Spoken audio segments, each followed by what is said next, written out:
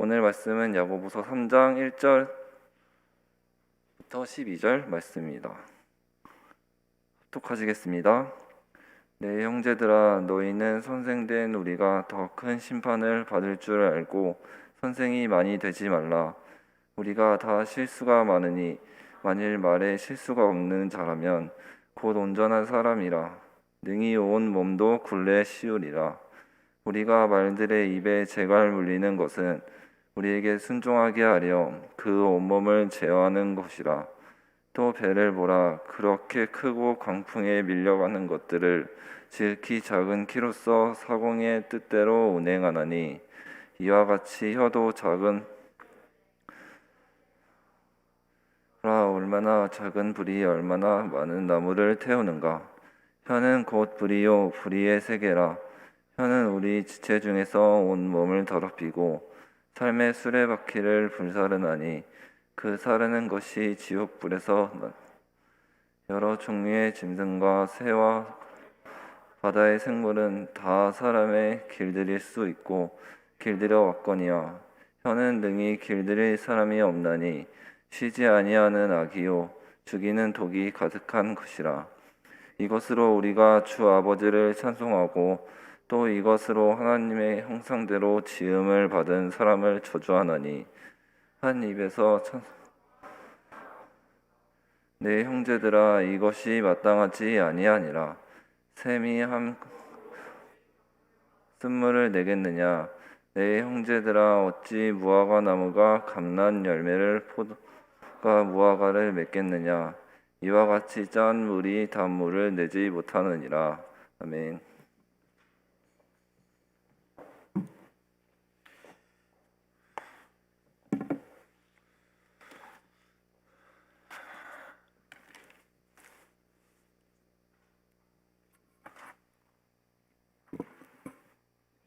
할렐루야.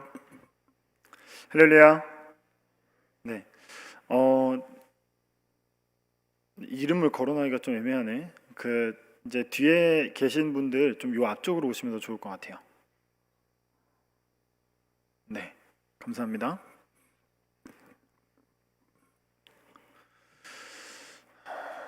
코로나19가 계속해서 더 확산되고 있는 가운데 우리가 지금 오늘 이 자리에서도 예배드리고 있습니다.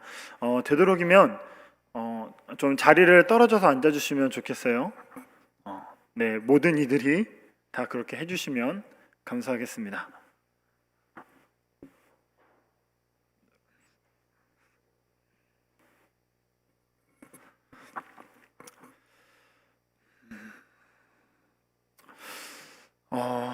요즘에 어떻게 지내시는지 참 궁금합니다. 지금 이 자리에서 예배드리시는 분들도 좀 계시지만 이제 온라인으로 예배드리시고 계시는 분들이 한 지금 14분, 15분, 16분 정도 되시는 것 같은데 각자의 자리에서 예배를 지키시면서도 여러분들이 나태해지지 아니하도록 또한 그 자리에서 예배를 지켜나가는 그 모든 마음들이 절대로 흐트러지지 않도록 지금 이 자리에서 말씀을 전하면서도 함께 기도하도록 하겠습니다.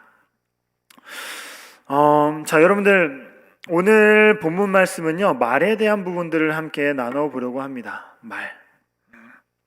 좀 질문해보고 싶은데요. 여러분들이 혹시 듣고 싶은 말이 있습니까? 듣고 싶은 말. 들으면 기분 좋아지는 말. 키노트 한번 띄워주시겠어요? 네.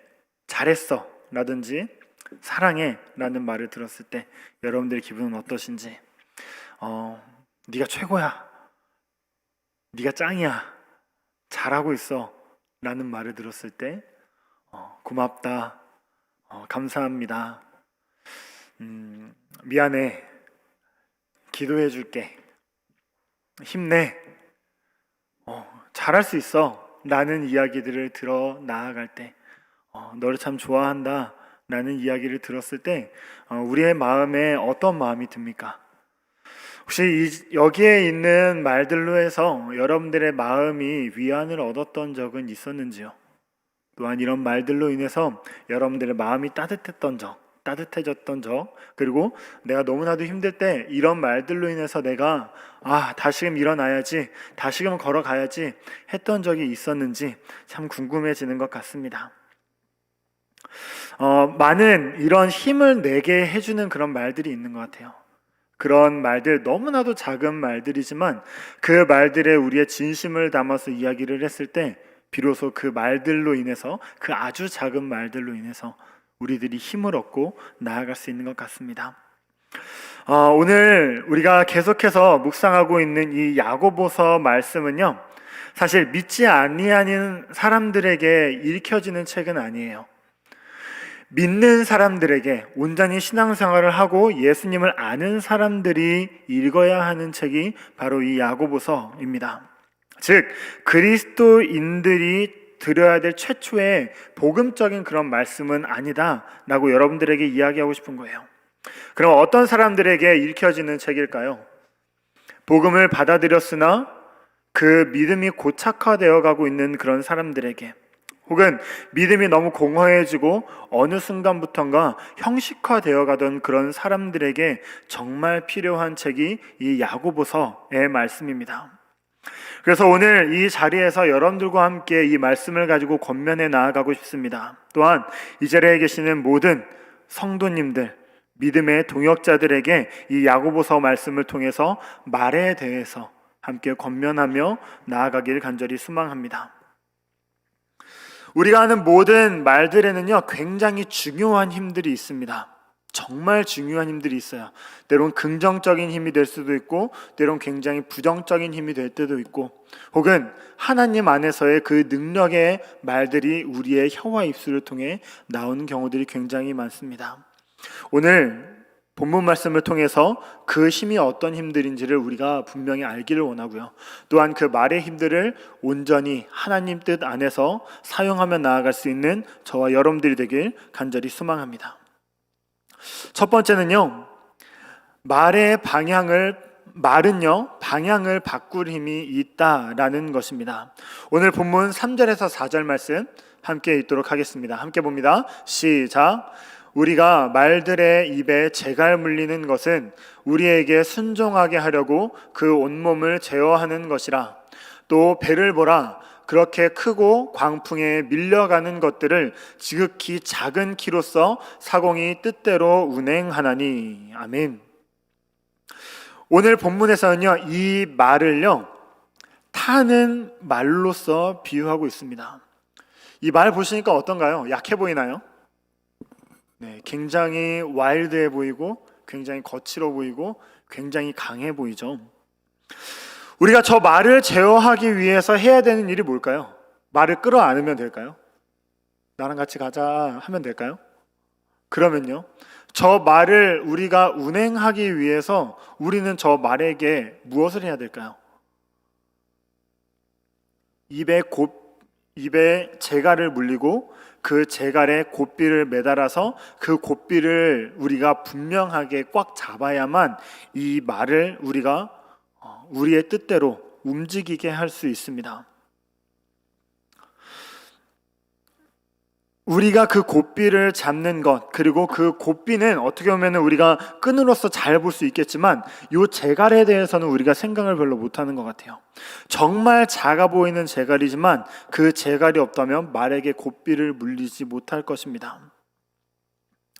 재갈, 어떻게 보면 잘 보이지도 않는 저 육중한 몸 안에서 입을 조금 막는 그런 연결고리로서 있는 아주 작은 재갈이지만 그 재갈만큼이나 우리의 몸에서 이 혀는 얼마나 작나요? 정말 작지 않나요? 이 작은 부분, 정말 작은 부분이나 우리가 참 열심히 우리가 이 혀를 컨트롤할 수 있을 거라고 생각을 하지만 쉽던가요? 내 말을 컨트롤하는 것? 정말 어려운 일인 것 같습니다. 그래서 그 조절하지 못한 사람의 입에서 나오는 말 때문에요, 그 분쟁들이 생기고 다툼이 생기고 굉장히 많은 어려움들이 일어나는 모습들을 우리는 주변에서 쉽게 발견할 수 있습니다. 잠언 12장 18절에서는 이렇게 이야기합니다. 함께 있습니다. 시작. 칼로 찌름같이 함부로 말하는 자가 있거니와 지혜로운 자의 혀는 양약과 같으니라. 아멘. 쉽게 말해서요, 우리가 비수를 꼽는다고 이야기하지 않습니까? 우리가 칼로 사람을 상해한다라는 것들이 그것만이 사람을 다치게 하는 거겠습니까?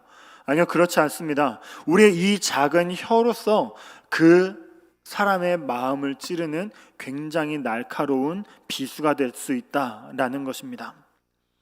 어쩌면 참지 못했던 그 한마디로 인해 상대방을 말이라는 그 칼로 난도질하게 되는 경우들도 종종 있는 것 같습니다. 이런 사람의 혀는 분명히 재갈의 역할을 온전히 하고 있지 못하다라고 이야기할 수 있습니다.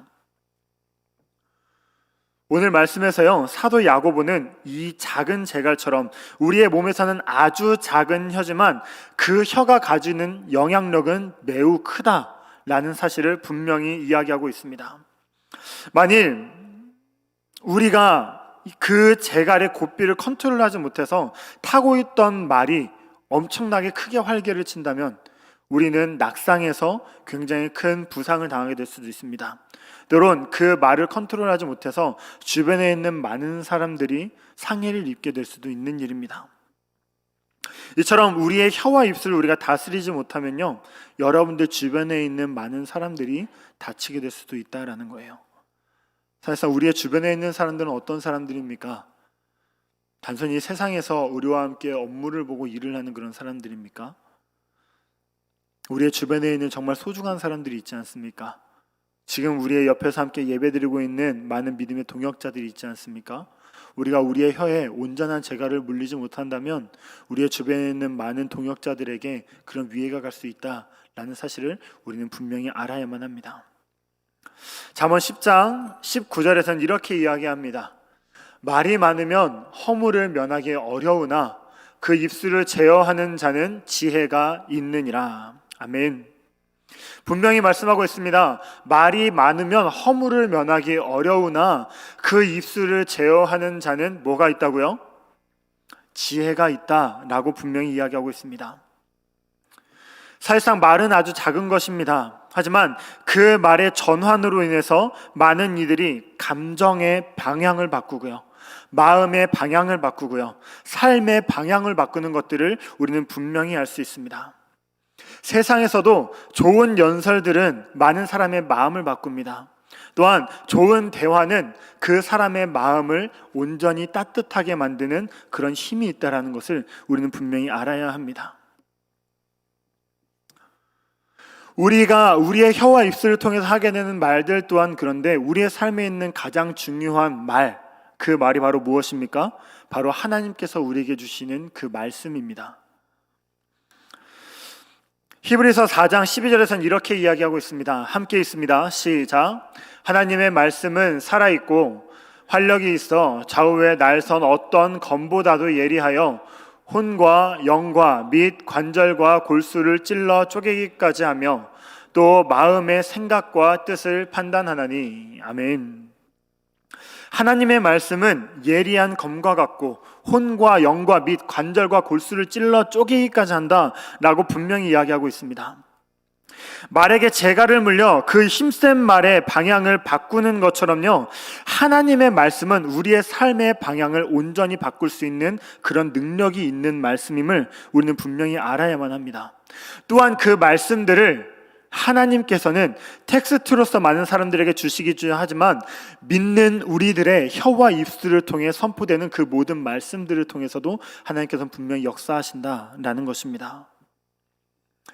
그렇다면 우리가 할 수 있는 가장 중요한 말, 가장 좋은 말, 가장 영향력 있는 말은 무엇이겠습니까? 우리의 영향력이 아닌 우리의 혀와 입술을 통해서 하나님께서 임재하셔서 우리의 마음을 통하여, 우리의 영을 통하여 많은 이들에게 선포되는 그 하나님의 말씀이 가장 영향력 있는 말이 되는 것입니다. 그래서 여러분들 또한 그런 말들을 하며 나아갈 수 있었으면 좋겠습니다. 여러분들의 혀와 입술을 통해서 다른 험담의 말들이 아니라, 다른 상처의 말들이 아니라 하나님께서 우리에게 허락하여 주신 그 말씀, 그 말씀들을 우리의 혀와 입술에 담아 많은 이들에게 그 복음을 전하며 나아가는 우리가 되길 간절히 소망합니다. 말은 분명한 사람들의 그 삶의 방향을 바꿀 수 있는 힘이 있습니다. 모든 말들은 그럴 힘이 없으나 하나님의 말씀만큼은 반드시 그런 힘이 있음을 우리는 너무나도 잘 알고 있습니다. 우리가 지금 그런 산 증인이지 않습니까? 하나님의 말씀으로 말미암아 지금 이 자리에서 이 예배를 지키겠다고 나온 여러분들, 또한 여러분들의 삶 가운데에 가장 능력이 있었던 그 말씀들을 마음에 품고 이 세대를 살아가는 여러분들이야말로 분명한 하나님의 말씀을 온전히 전할 수 있는 그런 이들임을 우리가 깨달으며 나아갈 수 있기를 간절히 소망합니다. 사실상 하나님의 말씀, 그리고 다른 사람들을 위하고 다른 사람들을 위로하는 그런 좋은 말들도 너무나도 많습니다. 하지만 좋은 말들뿐만이 아니라 나쁜 말들도 정말 많은 것 같습니다. 좋은 말들은 사람의 삶의 변화를, 또한 사람의 생각의 변화를, 방향을 바꾸는 그런 말들이라면 나쁜 말들이 가진 힘들은 어떤 말들이겠습니까? 두 번째로 우리가 볼 것들은요, 말은 모든 것을 사라지게 할 힘이 있다라는 것입니다. 여러분들 최근에 군포 물류창고에서 엄청나게 큰 화재가 있었던 건 사실 알고 계십니까? 자그마치 220억의 재산의 피해를 낸 굉장히 큰 그런 불이 군포에서 있었습니다. 이 군포에서 난 이 대화재의 원인이 뭐였는지 아십니까?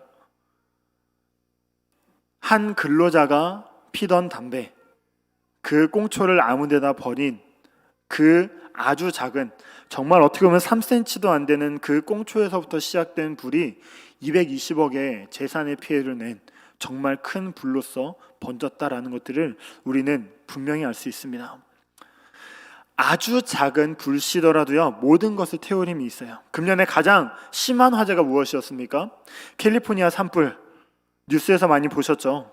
서울 면적의 무려 26배에 이르는 그런 땅이 전부 다 불로 인해서 소멸해버린 그런 사건이었습니다. 이 사건의 발단은 뭐였는지 아세요?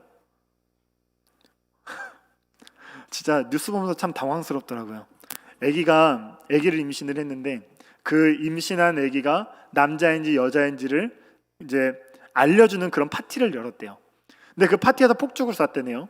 근데 그 폭죽이 불이 붙어서 이 어마어마한 산불로서 번졌다라고 이야기를 하더라고요.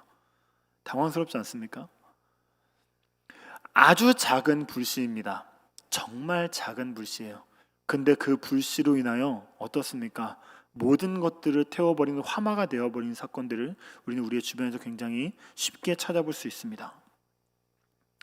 오늘 본문에서는요, 우리의 입에서 나오는 이 말들을 대화재의 원인인 그 작은 불로서, 불씨로서 비유하고 있습니다. 야고보서 3장 5절에서 6절 말씀 함께 있습니다. 시작. 이와 같이 혀도 작은 지체로 돼 큰 것을 자랑하는도다. 보라, 얼마나 작은 불이 얼마나 많은 나무를 태우는가. 혀는 곧 불이요 불의의 세계라. 혀는 우리 지체 중에서 온 몸을 더럽히고 삶의 수레바퀴를 불사르나니 그 사르는 것이 지옥불에서 나느니라. 아멘. 야고보는요, 오늘 말씀에서 분명히 이야기합니다. 무엇에 대해서요? 말이 가지고 있는 그 파괴력에 대해서 분명히 이야기하고 있습니다. 이는 혀를 한 번만 잘못 사용하더라도 그 폐해는 정말 걷잡을 수 없이 커질 수 있다라는 것을 이야기하고 있습니다. 잠언 18장 21절에서는 이렇게 이야기합니다. 죽고 사는 것이 혀의 힘에 달렸나니 혀를 쓰기 좋아하는 자는 혀의 열매를 먹으리라 라고 말하고 있습니다. 아니, 그 말 한마디 얘기를 하는데 죽고 사는 것까지 거론할 필요가 있을까? 아니 말 한마디라는데 그 말 한마디를 죽고 사는 것까지 이야기하면서 그 생명까지 언급하면서 이렇게 얘기할 필요성이 있을까? 라는 생각들을 할 수도 있겠지만 정말 말로써 상처받아 본 사람들의 그 심경 안에는요, 정말 그 죽고 사는 게 있더라고요. 그 파괴력, 정말 큰 파괴력, 그 혀를 잘못 사용하면 누구라도 그 인생을 망칠 수 있다라고 오늘 이 본문에서 야고보는 분명히 이야기하고 있는 것입니다. 6절에서는요, 특별히 혀를 불의의 세계라고 이야기합니다. 여기서 세계로 번역된 코스모스는요, 하나님께서 계신다고 할 때 마태복음에 쓰였던 그 원어 우라노스랑은 반대되는 의미로서 분명히 이 말씀에 거론되고 있습니다. 즉 악하고 타락한 세상, 불의한 세계를 지금 이 야고보가 이야기하고 있는 것입니다. 다시 말해서 악한 말이 만들어 나가는 세상 자체가 하나님의 세상과는 전혀 반대되는 세상이다 라는 부분들을 이야기하고자 하는 것입니다. 우리가 생각해 보기를 원해요. 또한 본문에서 이야기하는 악한 말이라고 이야기하지 않습니까? 그 악한 말은 원어적으로 봤을 때 하나님의 말씀과는 전혀 반대되는 그런 단어로서 하나님의 뜻을 거스른다 라는 뜻을 내포하고 있습니다. 또한 지옥불이라고 해석된 게헨나 라는 지역은요, 사실 예루살렘 남쪽에 위치한 그 골짜기의 지명이기도 한데요, 그 골짜기는 어떤 곳이냐면요, 예루살렘에서 나오는 시체들을 쌓아놓는 곳, 예루살렘에서 나오는 온갖 쓰레기들을 쌓아놓고 항상 불에 태워서 악취가 굉장히 심하게 나는 곳을 게헨나라고 부르더라고요. 악한 말로서 만들어지는 그 세계를 지옥불과 같다, 이 게헨나와 같다라고 이야기하고 있는 것입니다. 그냥 그런 세계가 지옥이구나 라고 생각할 것이 아니라 우리가 한 번쯤 더 생각해 봐야 되지 않겠습니까? 삶에서 상처되는 말들을 들었을 때 많은 부정적인 생각을 하며 자신의 세계를 검게 만들지는 않습니까? 악한 말들, 그 악한 말들은 사실상 우리가 우리의 마음을 쌓아 올린 그 모든 마음들을 한 번에 불로써 소멸시켜버릴 그런 파괴력이 분명히 있다라는 것을 우리는 명심해야만 합니다. 어쩌면 우리가 아무렇지도 않게 내뱉고 있는 말들이 오히려 때로는 우리 주변의 그 세계들을 점점 잠식해 나가고 있을지도 모릅니다. 우리는 어떤 사람들입니까? 우리는 세상의 사람들이 아닙니다. 우리는 그리스도인들입니다. 그리스도인임에도 불구하고 우리의 바르지 못한 죄악된 그런 언행들 때문에 때로는 예수님을 욕되게 만드는 때도 있을 수 있다라는 거예요. 때론 그 시대의 말들, 요 시대상을 계속해서 이야기하는 그 말들이 우리의 안에 와서 우리도 모르게 그 시대의 언어들 안에 하나님을 욕되게 하는 그런 단어들도 분명히 있을 수 있다라는 것입니다. 우리는 이에 대해서 분명한 경각심을 가지고 살아가야만 합니다. 우리가 그리스도인으로서 세상의 그 언어들을 끊임없이 무분별하게 수용하며 그 안에 있는 세계관들조차 우리가 수용하고 있다면요, 우리는 우리를 분명히 점검해 봐야만 한다라는 겁니다. 우리를 점검하는 건 오직 말씀, 오직 믿음, 오직 예수 그리스도의 그 은혜로 우리를 끊임없이 점검하며 우리의 영을 점검하며 우리의 모든 언행들을 점검하며 나아가는 것이 그리스도인으로서 반드시 해야 될 행실이다 라고 오늘의 말씀에서 분명히 이야기하고 있는 것입니다.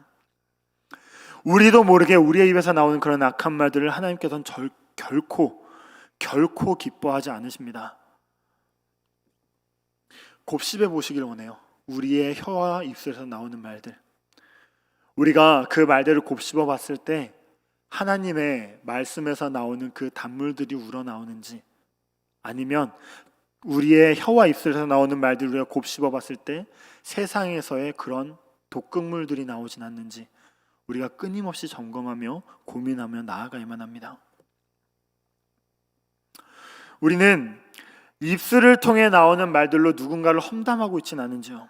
우리는 우리의 입술을 통해 나오는 말들로 누군가의 마음을 죄악 가운데로 인도하고 있지는 않은지요. 우리의 입술을 통해 나오는 말들이 하나님을 욕되게 하고 있지는 않은지요. 우리가 분명히 생각해 봐야만 한다는 겁니다.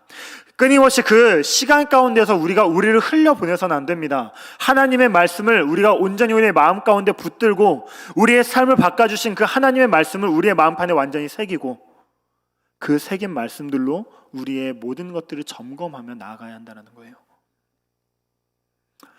말을 컨트롤하는 게 쉬운 일입니까? 아니요. 정말 어려운 일입니다. 너무나도 어려운 일이에요. 우리의 감정이 격해지면요, 그 감정이 토설되는 부분들은 사실상 입이에요. 다른 부분들이 아니에요. 근데 그 입에서 나오는 말들로 하여금 많은 이들이 힘들어한다면 우리는 우리를 한 번 더 생각해보고 우리의 감정을 추스리고 우리의 안에 있는 혀와 입술들을 하나님 주관하여 주시옵소서 라고 이야기할 수 있는, 기도할 수 있는 우리가 되어야만 합니다. 말 컨트롤하는 거 어렵다고 우리가 입을 막고 있을 수 있나요? 마스크 쓰고 거기에다 X표 치고 우리가 그냥 무건하며 살아갈 수 있나요? 과연 하나님께서는 무건하라고 우리의 혀와 입술을 주셨을까요? 아니요, 그렇지 않습니다. 세 번째, 우리의 혀와 입술을 통해 하나님께서 하시고자 하시는 것은 바로 이것입니다. 같이 읽습니다. 시작. 우리의 혀로 하나님을 찬양해야 합니다. 이것이 바로 하나님께서 우리에게 혀와 입술을 주신 분명한 이유입니다. 오늘 본문 말씀 9절과 10절 상반절의 말씀을 함께 읽도록 하겠습니다. 넘겨주세요. 안 쓰겠습니다. 함께 읽습니다. 시작. 이것으로 우리가 주 아버지를 찬송하고 또 이것으로 하나님의 형상대로 지음을 받은 사람을 저주하나니 한 입에서 찬송과 저주가 나오는지라. 한 입에서 뭐가 나온다고요? 찬송과 저주가 나온다라고 이야기하고 있어요. 하나님을 찬양하기 위해서 하나님께서 우리에게 이 혀와 입술을 주셨습니다. 우리의 목소리를 높여 우리에게 주신 의지로 하나님은 광대하신 분입니다. 하나님은 찬양받기 합당하신 분입니다. 하나님 홀로 영광 받아 주시옵소서 라고 하나님께 영광 돌리게 하기 위해서 우리의 혀와 입술을 주셨다라는 것입니다. 하나님께서는 만물을 지으시고 그 만물의 모든 찬양을 받기를 원하셨습니다. 그 중에서 특별히 하나님께서 아끼시는 피조물 바로 무엇입니까? 바로 우리들, 바로 인간, 바로 사람들입니다.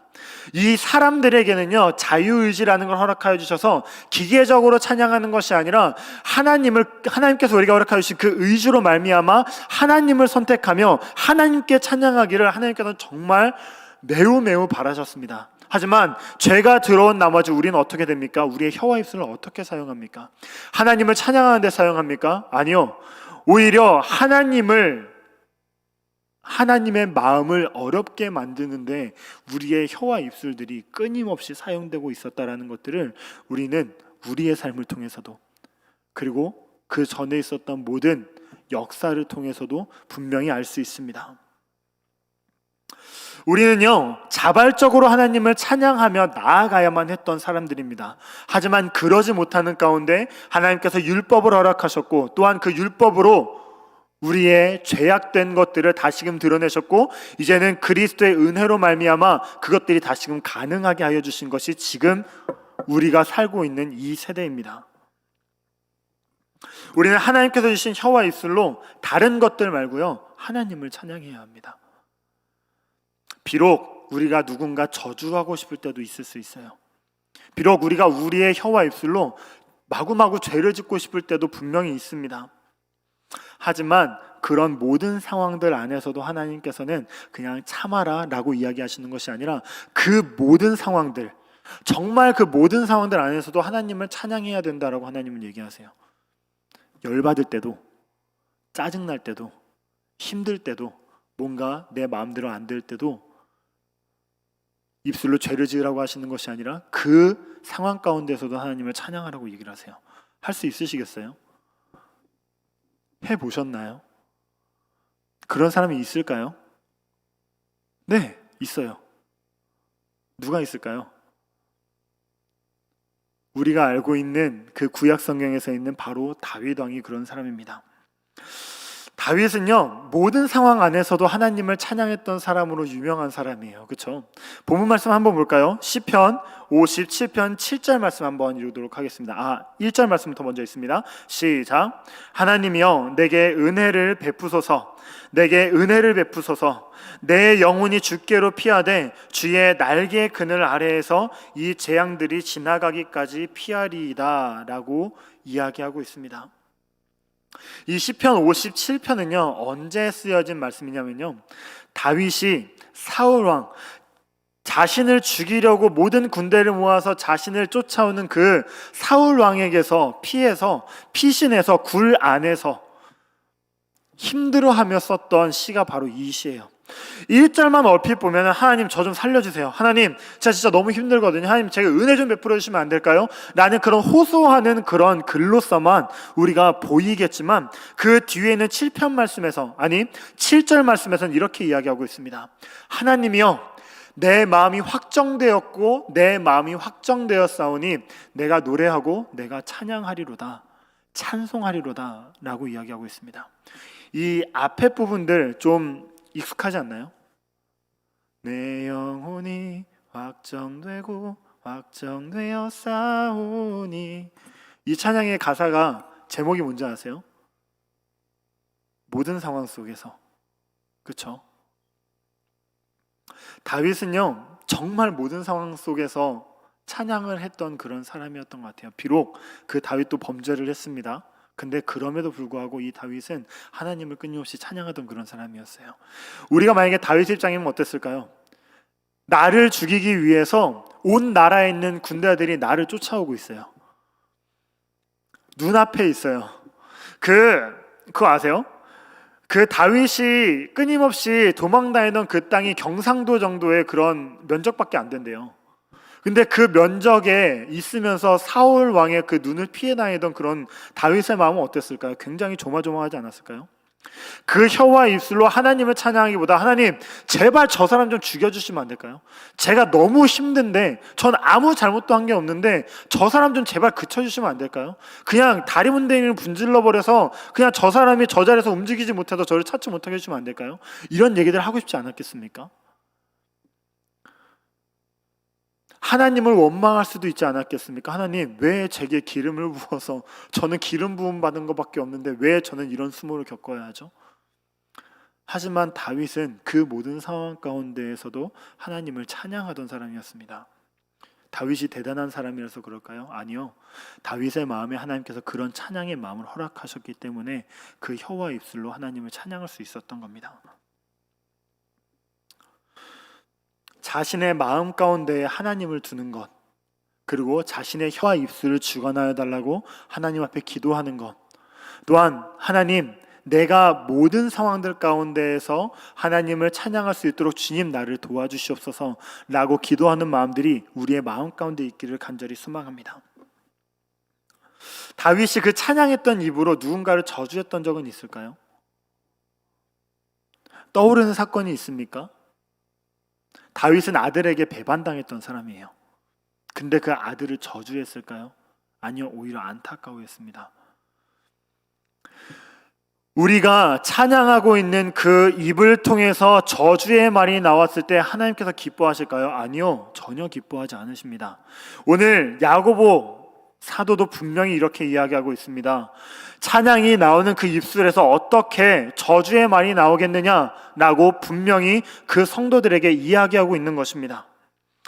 만약에 그 입들 중에서, 그 입에 가치들 중에서 저주의 말과 찬양의 말이 있다면 그 둘 중에 하나를 여러분들이 선택해야 된다면 무엇을 선택하시겠습니까?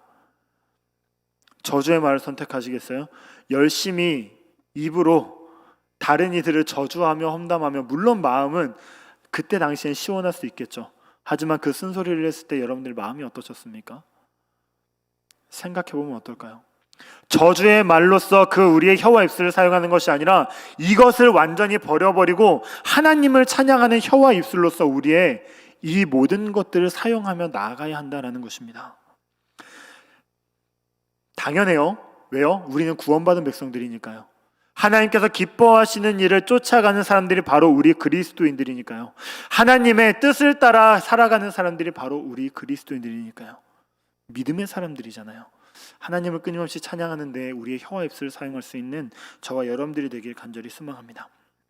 우리가 만약 그 저주하는 입술들을 버리고 찬양하는 입술들을 우리가 우리의 마음에 품었다면요, 이제는 그 발걸음들을 끊임없이 내딛어 나아가야 할 줄로 믿습니다.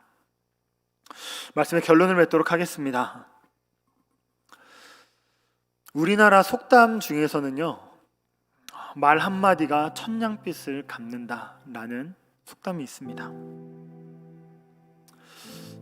세상에서도 알아요. 말에 힘이 있다라는 걸요. 그리고 세상에서도 알아요. 그 말은 많은 사람들의 마음 가운데 영향력을 발휘할 수 있는 거라는 걸 말이죠. 우리 그리스도인들이 알고 있는 그 말씀, 그 말은 어떻습니까?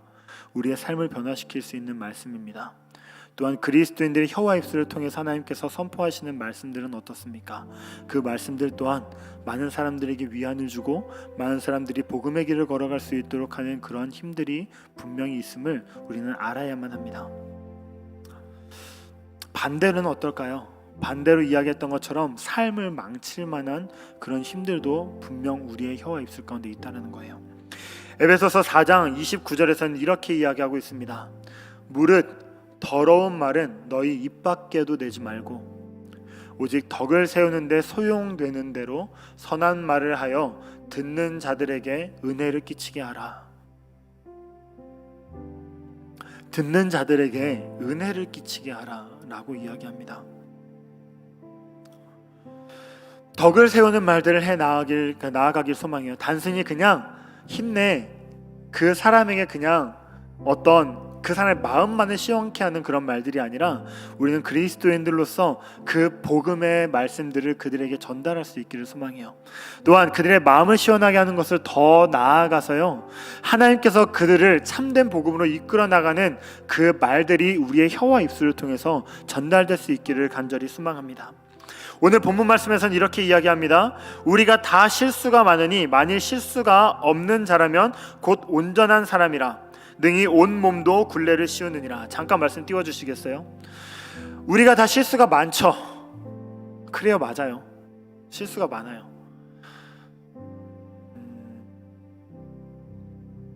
최근에 이거 싫어하려나 모르겠네. 아내한테 큰 실수를 한 적이 있어요. 큰 말실수. 무슨 말실수였을까요? 제가 욕을 했을까요? 그렇진 않았을 것 같죠. 정말 너무 사소한 일이거든요. 아기가 많이 먹었는지 그 똥을 쌌어요. 근데 기저귀를 잘못 채웠는지 막 똥 폭탄이 이렇게 팍 이렇게, 그쵸? 근데 그때가 언제였냐면 너무 제가 마음적으로 너무 바쁠 때였거든요. 사역이나 이런 부분들도 너무 많았을 때, 그리고 말씀을 준비하면서 그 말씀을 준비하다 보면, 여기 사모님도 앉아 계셔서 아시겠지만 말씀을 준비하는데 정말 너무 민감해지고 너무 예민해지거든요.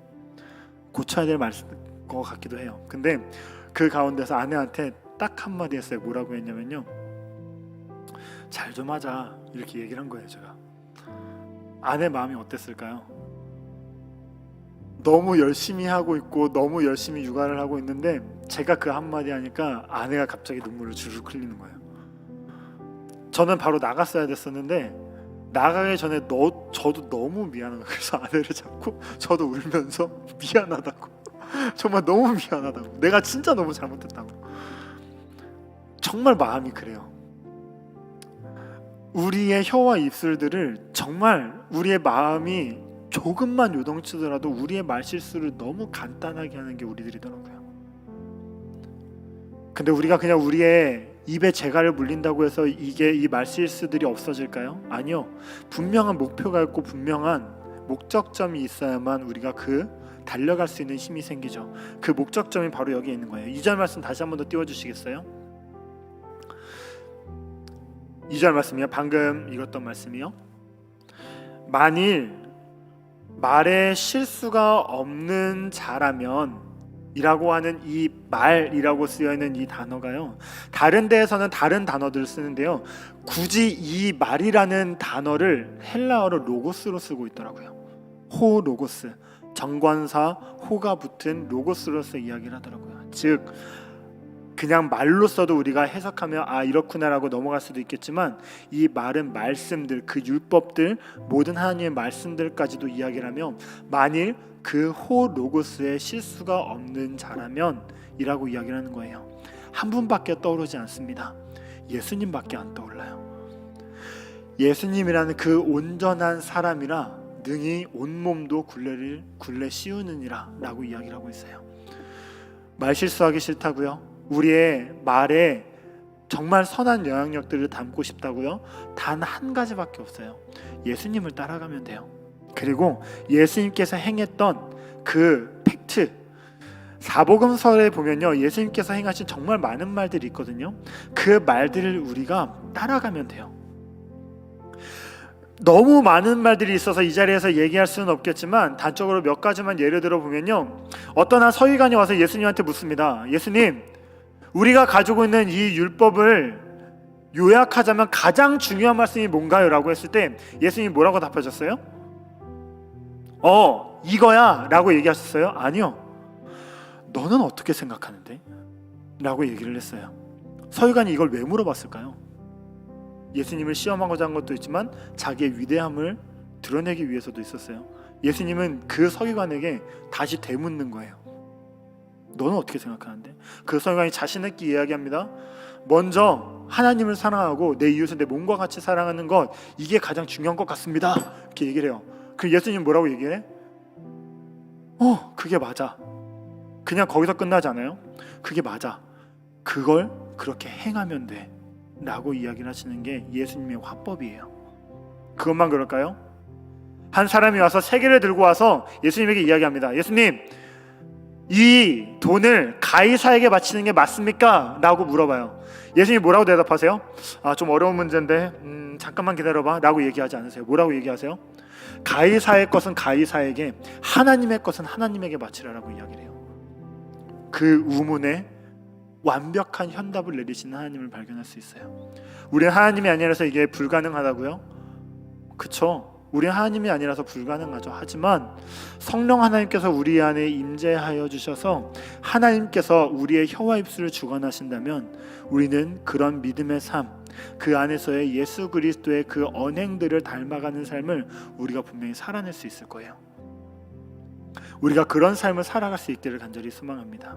이 자리에 있는 모든 사람들, 그리고 온라인으로 예배드리고 있는 모든 사람들이 이런 언행들을 분명히 갖게 된다면요, 그런 혀와 입술을 통해서 하나님의 그 영향력을 세상에 뻗칠 수 있다면요, 단 한 명만 그런 사람이 되더라도 이 운정지역이 변화될 거예요. 여러분들의 삶뿐만이 아니라 이 세계가 변화하게 될 겁니다. 우리가 그런 역사들을 함께 만끽할 수 있는 우리들이 되길 간절히 소망합니다. 숙제를 하나 내드리려고 해요. 그냥 말씀 듣고 끝내버리시면 안 됩니다. 지금 2020년 12월 첫 주예요. 그렇죠? 2020년 12월 이 한 달 동안요, 여러분들이 사복음서를 읽어봤으면 좋겠어요. 그리고 읽으면서 그 안에서 감사하게도요, 성경책을 보면요, 예수님이 하신 말씀들은 빨간 줄로 되어 있거든요. 그 빨간 줄로 빨갛게 표시된 그 말씀들을 여러분들이 보고 그 말씀들 중에서 내가 닮아갈 하나님의 지혜들이 어디에 있는가를 여러분들이 고민하면서 이번 한 달을 보내실 수 있으면 좋겠습니다.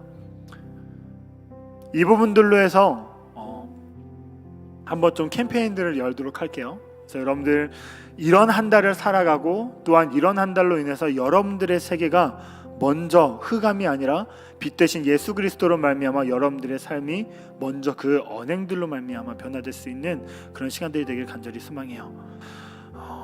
마무리하기 전에 사과드리고 싶습니다. 만일 제가 여러분들에게 말실수한 것들이 있다면, 그리고 제가 마음이 앞서서 여러분들에게 상처되는 말들 한 말들이 있다면 이 자리에서 사과드리고 싶습니다. 죄송해요.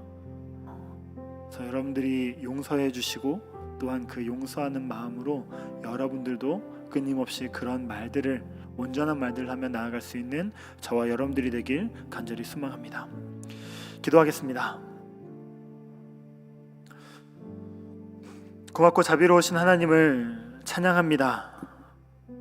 하나님께서 우리에게 호로고스를 주셨기 때문에 그 말씀, 또한 말씀으로서 오신 온전한 빛 대신 예수 그리스도를 우리에게 주셨기 때문에 우리가 오늘 이 자리에서 함께 예배드리며 하나님의 말씀을 묵상할 수 있음을 감사드립니다. 우리의 모든 말들이 하나님의 뜻 안에 있기를 간절히 소망합니다. 또한 우리의 모든 말들이 하나님을 더욱더 생각하게 하는, 떠올리게 하는 그런 말들이 되길 간절히 소망합니다. 우리의 모든 말들이 하나님께 합당한 말들이 되길 간절히 소망합니다. 또한 우리의 혀와 입술이 다르게 사용되는 것이 아니라 온전히 하나님을 찬양하며 하나님을 예배하며 하나님을 증거하며 하나님께 기도드리는 그런 말들로서 사용되길 간절히 소망하오니 우리의 혀와 입술이 제대로 된 사용법대로 우리가 사용하게 하여 주시고, 또한 우리의 혀와 입술을 통해 선포되는 모든 말씀들 하나하나가 많은 이들의 마음판에 새겨지는 그런 복음이 되게 하여 주시옵소서. 오늘도 함께 예배에 나와 하나님께 예물을 드립니다. 이 모든 예물들이 하나님 나라의 확장을 위해서만 사용되게 하여 주시고, 하나님 이 예물들을 온전히 흠양하여 주셔서 하나님께서 바라시는, 하나님께서 기뻐하시는 곳에 사용되게 하여 주시옵소서. 이제는 우리를 죄에서 구원하여 주신 예수 그리스도의 은혜와 하나님의 극진하신 사랑하심과 성령의 교통하심이 지금 이 자리에서 함께 예배드리며 우리의 혀와 입술은 하나님의 것입니다 고백하며 나아가는 모든 성도님들과 모든 청년들의 머리머리 위에, 또한 그들의 가족들 위에 지금부터 영원토록 함께 있을지어다. 아멘. 아멘. 아멘.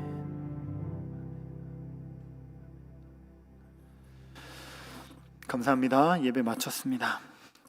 청년들은 오늘 잠깐 이 자리에 모여서 이제 장소가 넓으니까요. 이제 모여서 시간들 갖고 그러고 나서 마무리하도록 하겠습니다. 우리 3분 정도 있다가 이 자리에서 모이도록 하겠습니다. 그 형제님들은 이쪽으로 모이시면 되겠고요. 앞쪽부터 채워주세요. 그리고 자매님들은 이쪽으로 모이도록 하겠습니다. 승리하시기 바랍니다.